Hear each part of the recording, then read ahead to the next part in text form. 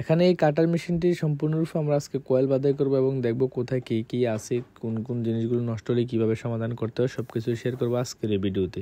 আপনারা যারা যে কোনো ধরনের ফ্যান মোটরের কোর্সগুলো করতে চান, যেমন ইজিবেকের মোটর, চার্জার, কন্ট্রোলার বা ফ্রিজ, এসি, ব্যাটারি, ব্লেন্ডার জাতীয় আইটেম বা ঘরে ব্যবহৃত ওভেন টোভেন, হিটার জাতীয় বা পাওয়ার টুলস বা বিভিন্ন ধরনের মাদারবোর্ড, সার্কিট বা পিসিবি রিপেয়ার, সবগুলোর কাজ চাইলে সরাসরি আমাদের কাছে এসেও শিখতে পারেন অথবা আমাদের ইউটিউবের ভিডিওগুলো দেখে শিখতে পারেন।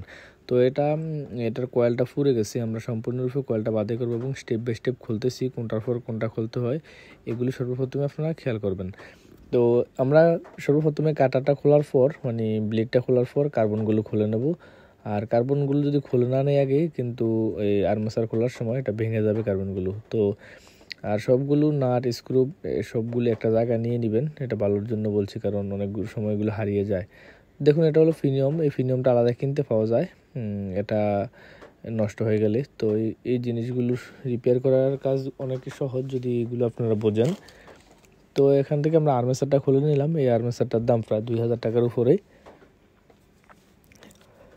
আর এখন আমরা ফিল কয়েলটা খুলবো। ফিল কয়েলটা খোলার জন্য আমরা এই ফিল কয়েলের আশেপাশে যা কানেকশন বা কানেক্টরগুলো লাগানো আছে এটা আমরা খুলে নেব। এখন হাতলটা যেটার মধ্যে আমরা ধরি, এখানে সুইচের মধ্যে এই ফিল কয়েলের দুইটা কানেকশন আছে। তো আমরা এই হাতলটা খুলে নিলাম হাতল থেকেই, এবং ফিল কয়েলের যে কানেকশনগুলো সুইচ থেকে আমরা আলাদাভাবে খুলে নিয়েছি। তো এখন আমরা পিছনের অংশটা খুলবো।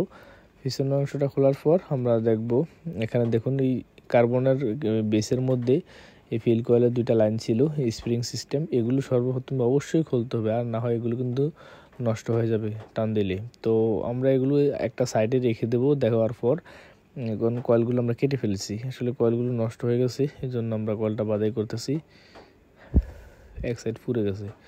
তো দেখুন কয়েলটা বাদাই করা, দেখুন এটা ফুরে গেছে, এই ফুরে যাওয়ার কারণে এটা আমরা সর্বপ্রথমে বাদাই করতেছি। এখন আমরা গনে নিয়েছি এখানে কতটা তার ছিল।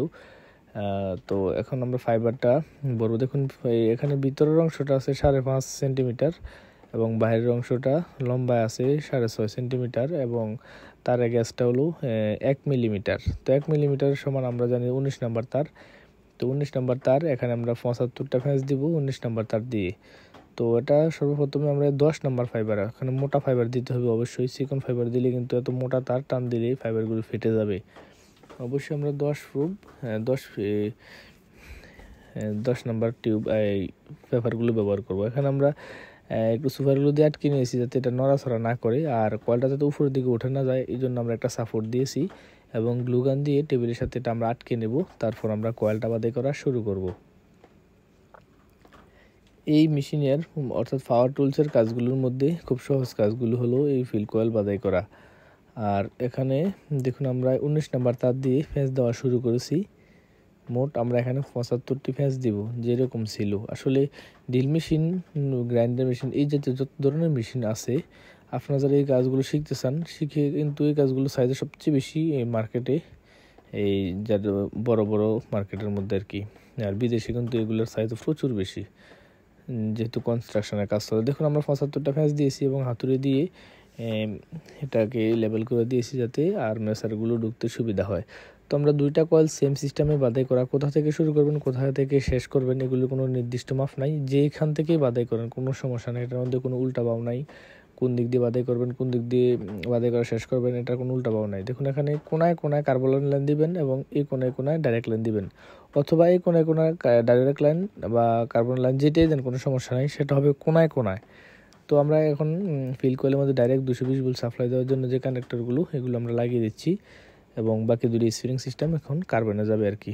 তো এটা উল্টা বাও নাই এবং কোনায় কোনায়, শুধু এই জিনিসটা ঠিক রাখবেন, কোনায় কোনায় ইয়ে দিবেন, মানে কানেকশনগুলো দিবেন অথবা কার্বনের লাইনগুলো দিবেন, এতটুকু ঠিক রাখলেই চলবে।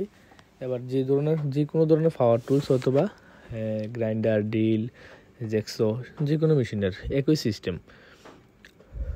এগুলোর সাথে ব্লেন্ডারের কয়েল বাদাই করা একটু কঠিন, কারণ এখানে হাই লো মিডিয়ামের জন্য ভলিউম বাইর করতে হয়। তো এখানে আমরা এই কানেক্টরগুলোতে টিউব দিয়েছি যাতে এগুলো গরমে ফুরে না যায়। এখন আমরা একটু কেবলটাই দিয়ে বাদাই করে দিয়েছি, দেওয়ার পর এখানে কিন্তু এই এটা চলার সময় অনেক ভাইব্রেশন করবে, এই জন্য আমরা বার্নিশ করতে হবে। দেখুন আমরা লাইনগুলো যে দিয়েছি, কার্বন লাইন এই কোনা, মানে কোনা দিয়েছি আর কি, ক্রস আকারে। তো এখানে আমরা এপক্সি রেজিন এবং এপক্সি রেজিনের হার্ডনার মিক্স করে নিয়েছি। এটা কিন্তু একেবারে গ্লাসের মতো শক্ত হয়ে যাবে, আপনি হাতুড়ি দিয়ে ফিটিয়েও ভাঙতে পারবেন না, এরকম শক্ত হবে, যেটা আর্মেচারের মধ্যে থাকে আর কি, একেবারে মানে গ্লাসের মতো শক্ত হয়ে যাবে। তো এটা শক্ত হয়ে যাবে যেহেতু, আর আমরা উপর দিয়ে একটু হিট প্রুফ ফাইবার দিয়ে বেঁধে দেবো। দেখুন এটা ভালোভাবে দিয়ে নিব, দেওয়ার সাথে সাথে আমরা এটা কিন্তু শুকাইতে 5 মিনিট লাগে, মাত্র 5 মিনিটও লাগে না। তো শুকানো হয়ে গেলে আমরা মানে এটা সেট আপ করে দিতে পারবো। তো এখন আমরা একেবারে ভালোভাবে দিয়েছি এই জিনিসটাকে। দেওয়ার পর এখন আমরা যদি হিট প্রুফ টেপ, এটা কিন্তু আগুন দিয়ে আপনি ইচ্ছা করলে ফুটতে পারবেন না, এটা ফায়ার প্রুফ কটন টেপ। এই টেপ দিয়ে আমরা একটু কয়েলটা বাঁধাই করে দিই, যেহেতু নিজের মতো করে কাজটা আমরা করতেছি। করার পর আমরা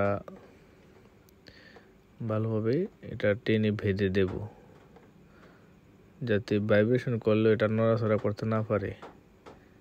একেবারে সিম্পল হিসাব।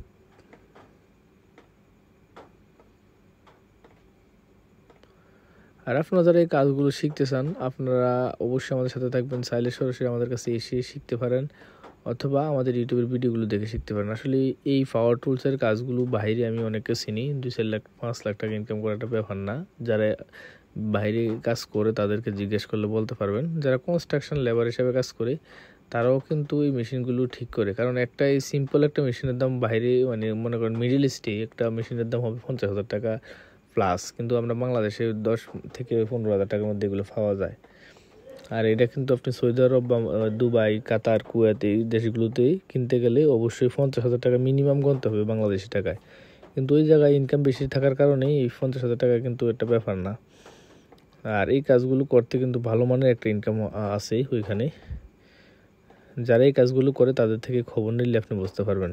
জেনারেটর এই ধরনের মেশিনগুলো খুব ভালোভাবে কাজ করে। যাই হোক, এখানে আমরা এই যে কার্বনের মধ্যে কানেক্টরটা লাগাতে হবে, সেটা আমরা এখানে লাগিয়ে দিলাম। স্প্রিং সিস্টেম 2টা লাগাবেন। আর যদি এটা উল্টা করে মানে কার্বনের লাইনগুলো চেঞ্জ করে দিলে হবে। আশা করি এটা উল্টা করবে না। এই স্প্রিংটি 2 কার্বনে যেটা লাগিয়েছি, এটা একদিকে অন্য দিকে দিলে এটা বার করবে।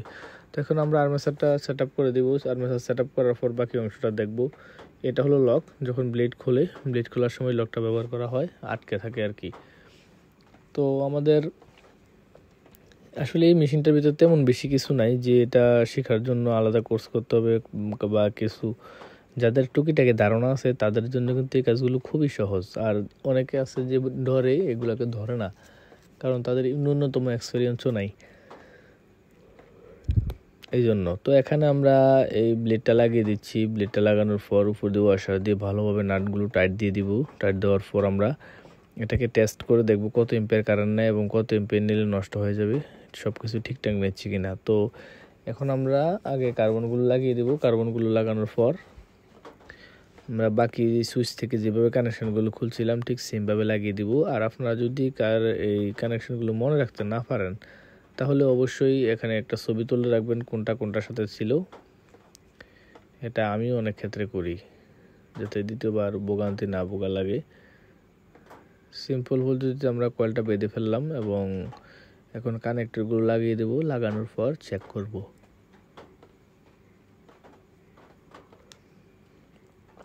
আসলে বাংলাদেশের বিভিন্ন জায়গা থেকে এসে আমাদের কাছে কাজগুলো শিখতেছে অনেক, আলহামদুলিল্লাহ। শেখার পর ভালো মানের একটা প্রতিষ্ঠান দিয়েছে। অনেকে এরকম ব্যস্ত আমাকে বলে যে আমরা ঘুমানোর সময় পাই না। আমি অনেককেই বলি যে এই কাজগুলো যদি আপনি জানেন তাহলে কিন্তু অবশ্যই ঘুমানোর সময় পাবেন না, এমন কাজের চাহিদা এগুলো। তো সুইচের কানেকশানটা আশা করি আপনাদেরকে দেখাতে হবে না, কারণ সুইচের কানেকশানটা একেবারে সোজা। তো তারপরও আমরা এটা দেখালাম না, আশা করি এটা পারবেন। আর যদি না পারেন তাহলে অবশ্যই ছবি তুলে রাখবেন কীভাবে খুলবেন যখন খুলবেন আর কি। তো সুইচটা লাগানোর পর আমরা হাতলটাকে লাগিয়ে দিব। লাগানোর পর চেক করে দেখব সব কিছু ঠিকঠাক আছে কিনা। তো এখন আমরা এটা চেক করলাম, দেখুন খুব সুন্দরভাবে চলতেছে। আর এখানে দেখুন কার্বনের করে একটু একটু স্পার্ক করতেছে, এখানে কিন্তু সব কিছু ঠিকই আছে। 7.7 এম্পিয়ার কারেন্ট নিতেছি, এটা কার্বনটা চেঞ্জ করে দিলে হয়ে যাবে। Thank you for watching this video.